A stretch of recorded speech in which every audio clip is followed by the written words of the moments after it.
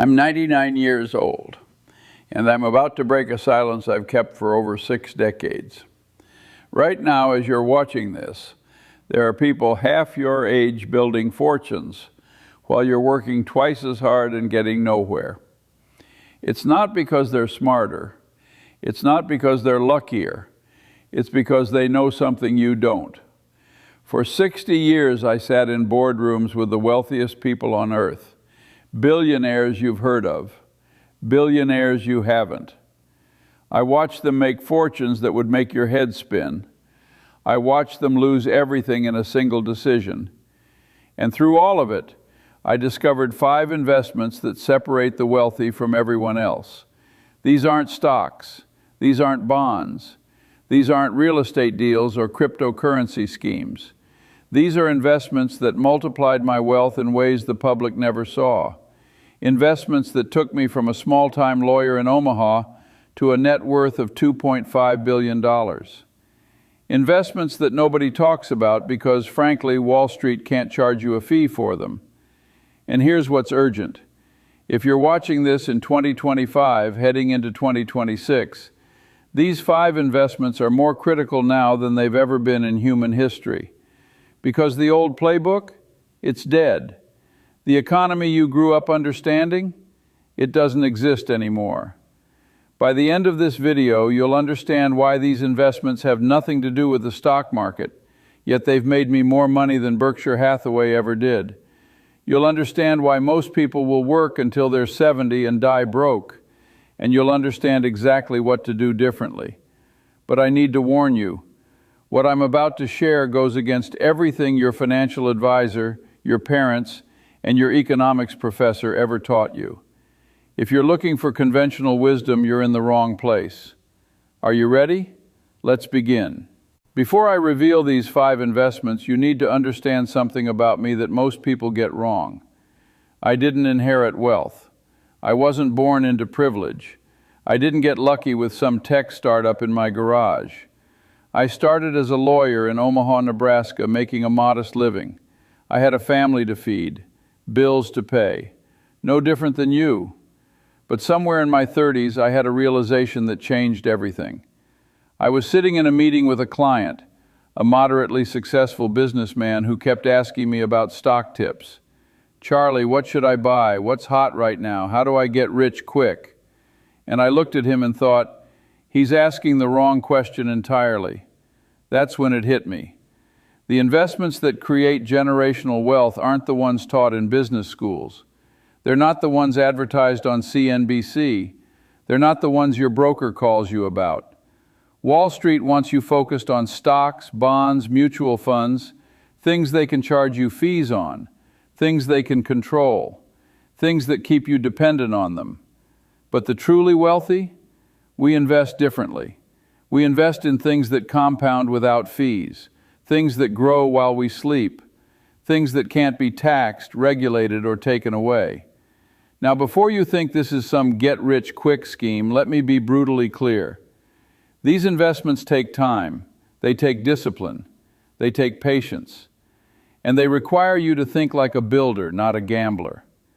But if you make these 5 investments starting today, right now, not tomorrow, not next week, by 2026, your life will be fundamentally different. And I'm not talking about money alone. I'm talking about freedom, options, security, power.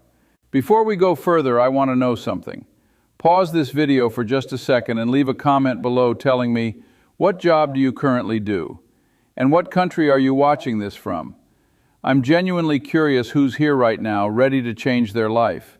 Drop a comment. I'll wait. All right, let's continue. The first investment that 10x'd my money wasn't a stock. It wasn't a business. It was something far more powerful. Building my knowledge infrastructure. Let me tell you a story most people don't know. A story that explains how I made one of the most profitable decisions in Berkshire Hathaway's history. When I was in my 20s, I wasn't the smartest person in the room. I knew that. I went to Harvard Law School, and I was surrounded by people who could run circles around me intellectually. But I made a decision that changed everything. I would become the most knowledgeable person in any room I entered. Not the smartest, the most knowledgeable. There's a difference. Smart is what you're born with. Knowledge is what you build. So I made an investment. I started buying books, not just business books, everything. Psychology, history, biology, mathematics, physics, philosophy, engineering, anthropology. If it explained how the world worked, I read it. I committed to reading 500 pages every single day. That's not an exaggeration. 500 pages every day for 70 years. Do the math. 500 pages a day times 365 days equals 182,500 pages per year. Over 70 years, that's 12,775,000 pages of accumulated knowledge. Most people thought I was crazy. Charlie, why are you reading a biology textbook? You're an investor, not a scientist. But I understood something they didn't. The biggest opportunities aren't found in your field. They're found at the intersection of multiple fields. Now you're thinking, Charlie, that's great for you, but how does reading make me money? I need practical advice. Here's how. In 1962, I came across a small retail company called See's Candies. Everyone told me it was overpriced at $25 million. The financial metrics didn't support it. The P/E ratio was too high. The growth rate was mediocre. Every spreadsheet, every formula, every traditional analysis said don't buy. But I had spent years studying psychology, specifically the work of Pavlov on conditioning, and the concept of brand loyalty and taste memory. I understood something the spreadsheets couldn't show. See's Candies wasn't just selling chocolate. They were selling a neurological reward system. Every time someone ate See's Candies as a child, their brain created a dopamine association. That association lasted a lifetime. That meant people would pay premium prices not because the chocolate was objectively better, but because their brain chemistry told them it was. I convinced Warren to buy it anyway. He trusted me. We paid $25 million. That overpriced investment has generated over $2 billion in profit for Berkshire Hathaway. Not revenue, profit, pure cash. How did I see what Harvard MBAs and Wall Street analysts missed? Because I invested in knowledge from multiple disciplines. I saw the business through a psychological lens, not just a financial one. That single investment, buying books on psychology, returned $2 billion. Show me a stock that's done that. Here's what I want you to do by 2026, and I want you to do this exactly as I'm about to describe. Build your foundation in months 1 through 3. Read these books in this exact order, not random order. First, Poor Charlie's Almanac. Yes, my own book. I'm not being egotistical. You need to understand the mental models framework before anything else makes sense. Then read Influence by Robert Cialdini. This book explains the psychology of persuasion and why people make irrational decisions.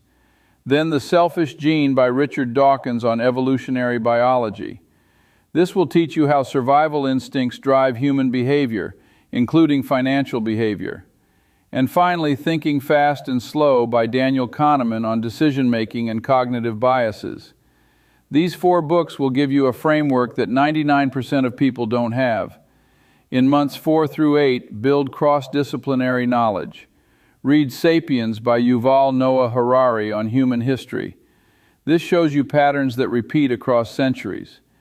Then The Innovator's Dilemma by Clayton Christensen on business disruption. This teaches you to see which businesses will fail before they do. Then Atomic Habits by James Clear on behavioral change, because knowledge is useless if you can't implement it. And here's the critical part. Study one scientific field deeply. It doesn't matter which one. I chose physics.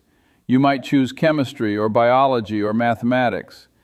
The point is to train your brain to think in systems and understand cause and effect at a fundamental level. Then in months 9 through 12, apply this to money. Read every single one of Warren Buffett's annual letters. All of them, from 1977 to present. Don't skim them, study them, take notes, understand his reasoning. And finally, pick one industry, just one, and become the world's expert on it. Not surface-level knowledge, deep knowledge. Read every book, every annual report, every trade publication, every conference transcript. Spend 200 hours immersing yourself. Now here's the 10x moment that most people miss. When you have knowledge across disciplines, you see opportunities others don't. You connect dots others can't. You avoid mistakes others make. You make one decision, just one, that changes everything. That See's Candies decision came from reading psychology books, not finance textbooks. That one decision, enabled by a $30 investment in books, returned $2 billion. Cost of this investment? Maybe $500 in books, $0 in courses if you use libraries. Most of these books are available free at any public library. Time required? 2 hours a day for 1 year. That's 730 hours total. Return? One decision based on this knowledge will 10 times this investment. I'm not exaggerating. I've seen it happen hundreds of times. One insight from one book applied to one opportunity equals a lifetime of wealth. But here's what people get wrong. They read for entertainment. They read to say they read. They don't read to fundamentally change how they see the world. That's the difference. The second investment is something I call your reputation compound. And this is where most people destroy themselves without even knowing it. Let me tell you about the most expensive mistake I ever made. A mistake that cost me millions. Not in money lost, but in opportunity cost. In 1973, I had an opportunity to invest in a technology company. The numbers looked fantastic. The product was innovative, the market was growing. Everything on paper said this was a winner. But when I met with the CEO, something felt off. I couldn't put my finger on it. He was charming, intelligent, well-spoken. But there was something in how he talked about his competitors. A slight dishonesty. A willingness to bend the truth. I noticed it, and I ignored it, because the numbers were too good. I invested $100,000, significant money, in 1973. Within 2 years, the company collapsed. The CEO had been cooking the books. I lost everything. But here's what I learned, and this lesson has made me far more than $100,000. Your reputation is a compounding asset. Every interaction either adds to it or subtracts from it. And unlike money, reputation compounds faster and lasts longer. Let me show you the mathematics of reputation, because most people don't understand how powerful this is. Year 1, you keep your word 10 times. 10 people trust you. Year 2, those 10 people each tell 3 others about you. Now 30 people trust you without ever meeting you. That's the beginning of compound interest. Year 3, those 30 people create opportunities you never asked for. They refer business to you. They introduce you to key people. They vouch for your character. One of those opportunities 10 times your income. Year 5, you have a reputation that opens doors automatically. People return your calls. Investors trust you. Partners seek you out. You have what money can't buy: credibility. Reputation isn't built in transactions. It's built in moments when nobody's watching. When you have the choice to cut a corner and you don't. When you could lie and you tell the truth instead. When you could take credit and you give it to someone else. Here's how I built my reputation compound over 70 years. Rule number 1, brutal honesty, even when it costs you everything. In 1969, a client came to me with a deal. He wanted me to structure a legal arrangement that was technically legal but ethically questionable. It involved exploiting a tax loophole in a way that, while permitted, was clearly against the spirit of the law. He offered me $500,000 to structure this deal. In 1969, that was life-changing money. That was a house, financial security, everything I wanted. I looked at him and said, "I can't do this. It's legal, but it's wrong. You should find another lawyer." He was stunned. He got angry. He threatened to tell other potential clients I was difficult to work with. I lost the client. I lost the $500,000. I questioned my decision for weeks. But 3 months later, the lawyer who witnessed that conversation, a young associate in another firm, called me. He said, "Charlie, I saw what you did, how you turned down that money because it wasn't right. I'm now working with Warren Buffett and he's looking for a partner, someone with integrity. Would you meet with him?" That meeting led to a 60-year partnership worth billions. That one moment of integrity, that one decision to protect my reputation, created more wealth than any single investment I ever made. Rule number 2, under-promise and over-deliver every single time without exception. Most people do the opposite. They promise the moon and deliver mediocrity. They say they'll have something done by Friday and finish it by Tuesday of next week. They claim expertise they don't have. I did the reverse. If I thought I could deliver 10% returns, I promised 5% and delivered 12%. If I said I'd call you back tomorrow, I called you back in 2 hours. If I committed to finishing something in a month, I finished it in 3 weeks.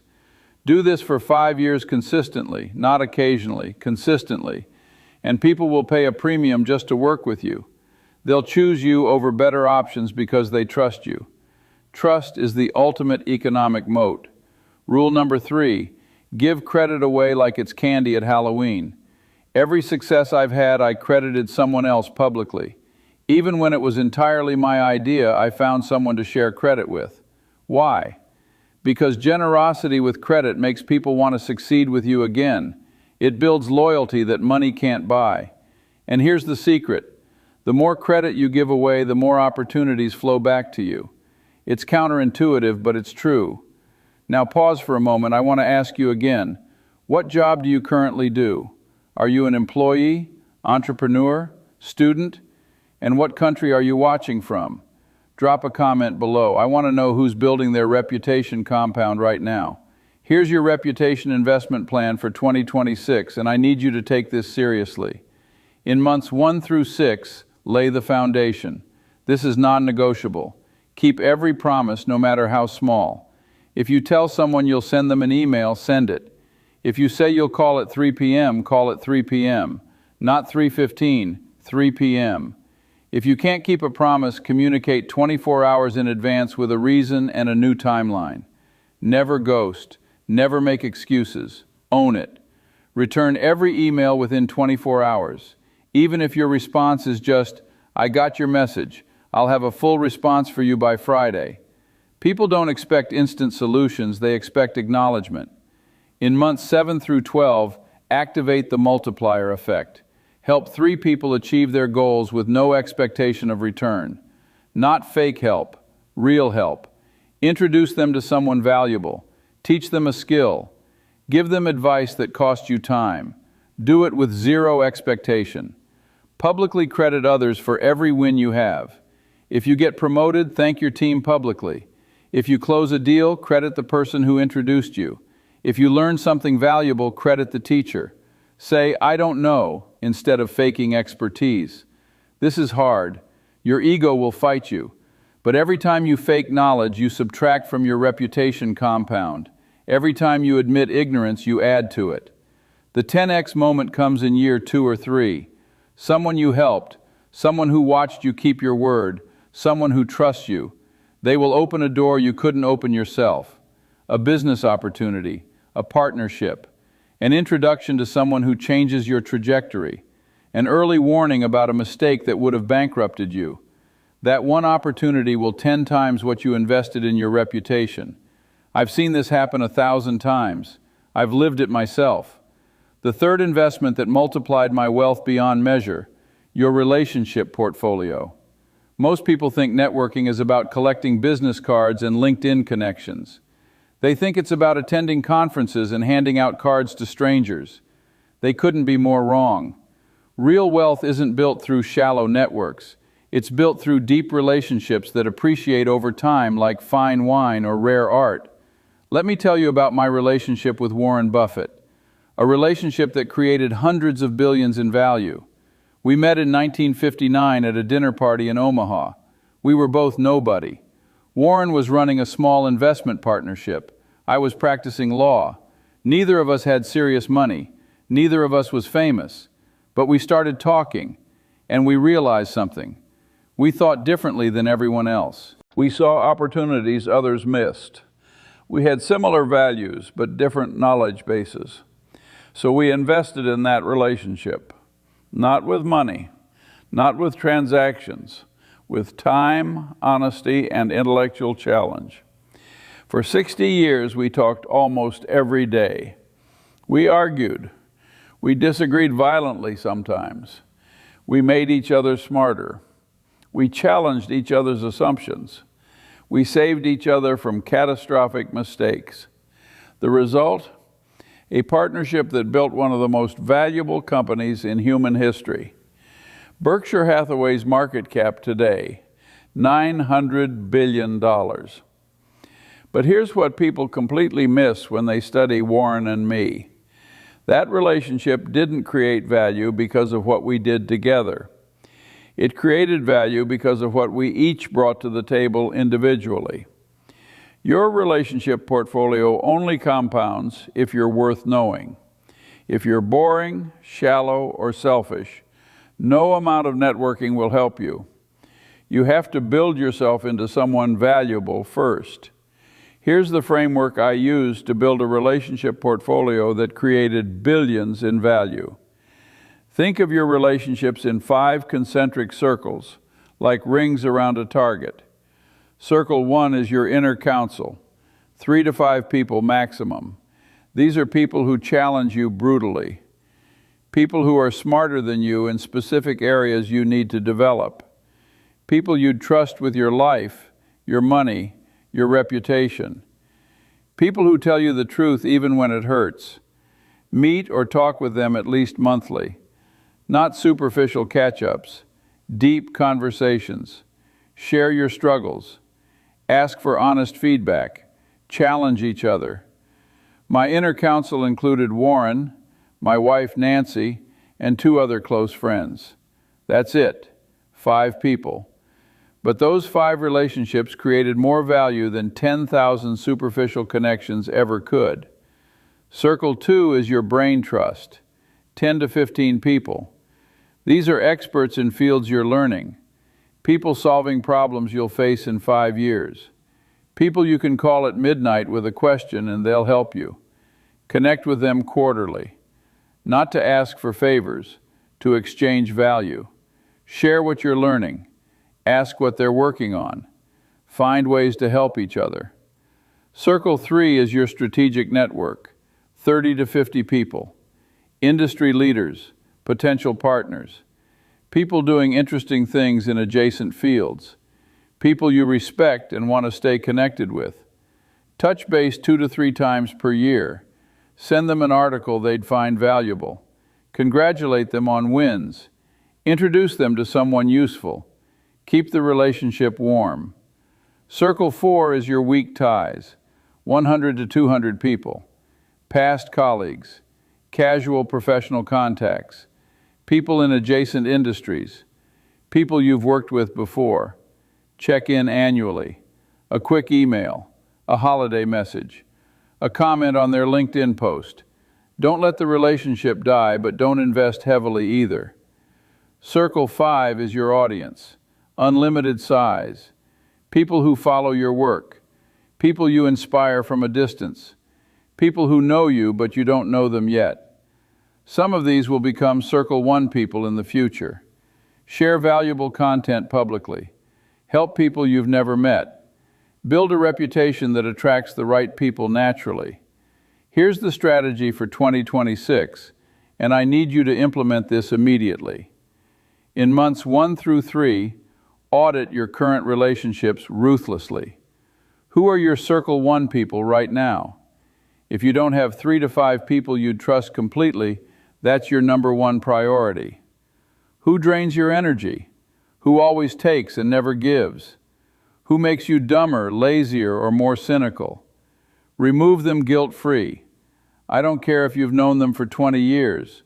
Toxic relationships compound negatively. Who do you admire but never reached out to? Make a list of 10 people. Rank them by potential value. Start with number 1. In months 4 through 8, build your inner council intentionally.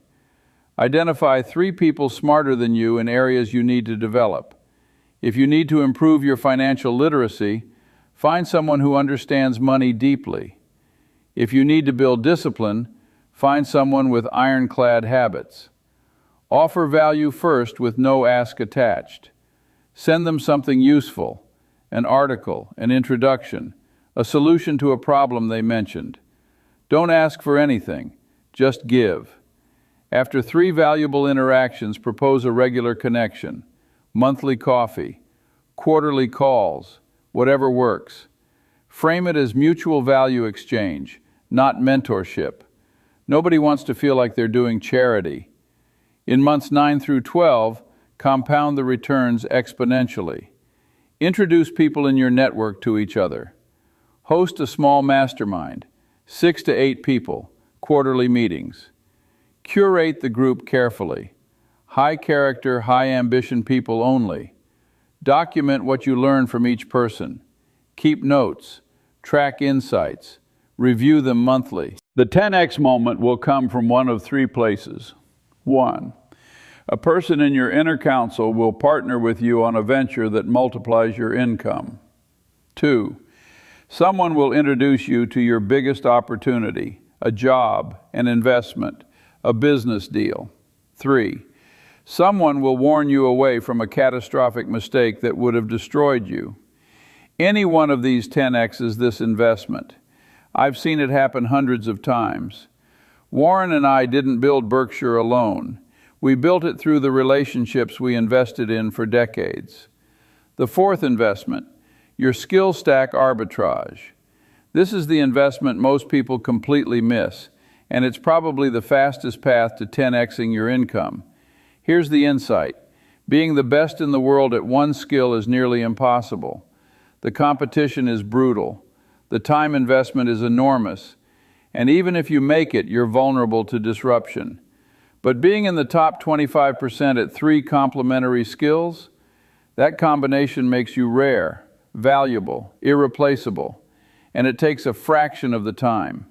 I wasn't the best lawyer in America, not even close, top 25% maybe. I wasn't the best investor either. Warren was better, top 10% at best. But I was the only lawyer, investor, psychologist, communicator.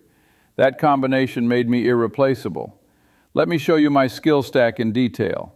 Skill 1, law, top 25%. This gave me understanding of contracts, risk assessment, corporate structure, and regulatory frameworks. When Warren and I looked at acquisitions, I could see legal risks that pure investors missed. Skill 2, investing, top 10%.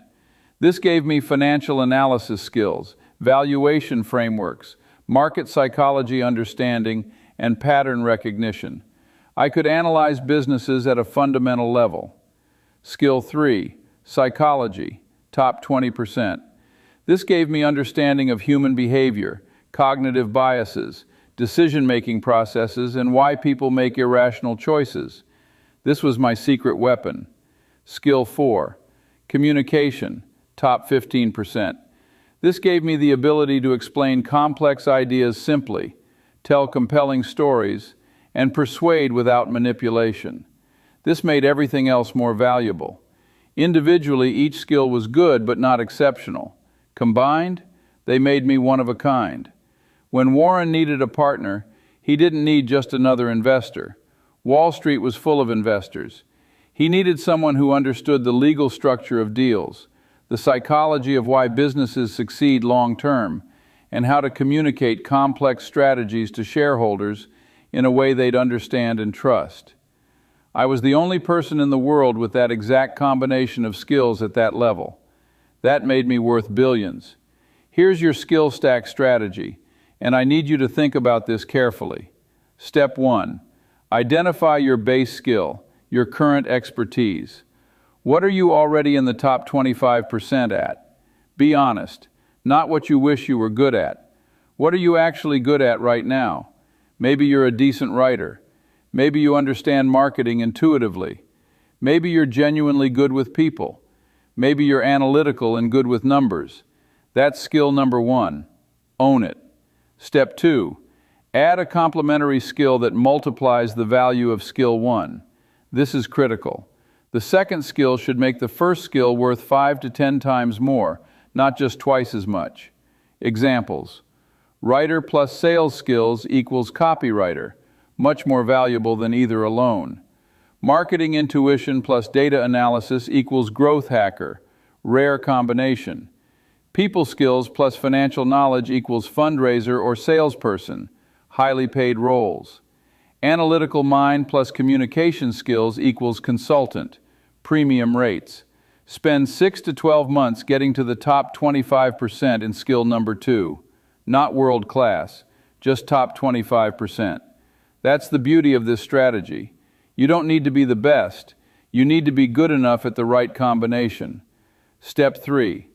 Add your differentiator, the third skill that makes you one of a kind. This is the skill that almost nobody in your field has.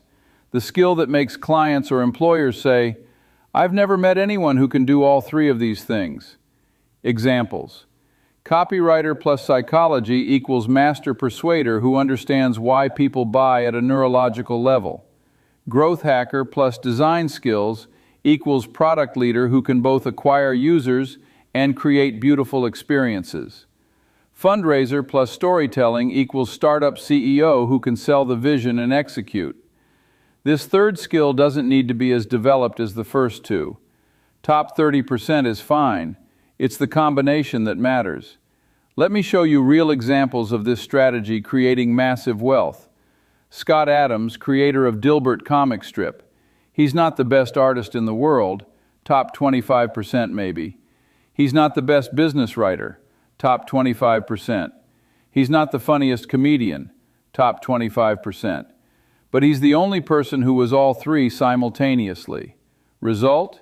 $75 million net worth from a simple comic strip. Tim Ferriss, author and entrepreneur. He's a decent writer, top 25%. He's good at deconstructing learning systems, top 20%. He's excellent at self-promotion and media manipulation, top 15%. That combination? Best-selling books, $100 million plus business empire, one of the most influential people in business. Naval Ravikant, investor and entrepreneur. Good at investing, top 20%. Excellent at understanding technology, top 10%. Masterful at communicating philosophy through Twitter, top 5%. That combination? Hundreds of millions in net worth and influence money can't buy. Your 2026 skill stack plan. In months 1 through 4, master your base skill or identify it clearly. If you're not yet top 25% in anything, focus here first. Take 1 course. Read 3 books in that field. Practice deliberately every single day. Get feedback from people better than you. In months 5 through 8, add your multiplier skill. This is where the magic happens. Choose the skill that makes skill number 1 worth 5 times more in the marketplace. Commit 1 hour daily to deliberate practice, not passive learning. Active practice with feedback. In months 9 through 12, add your differentiator skill. This is the skill almost nobody in your field has. The skill that makes you memorable and unique. 30 minutes daily is enough because you're not aiming for mastery, just competence. The 10x moment will arrive within 18 to 24 months.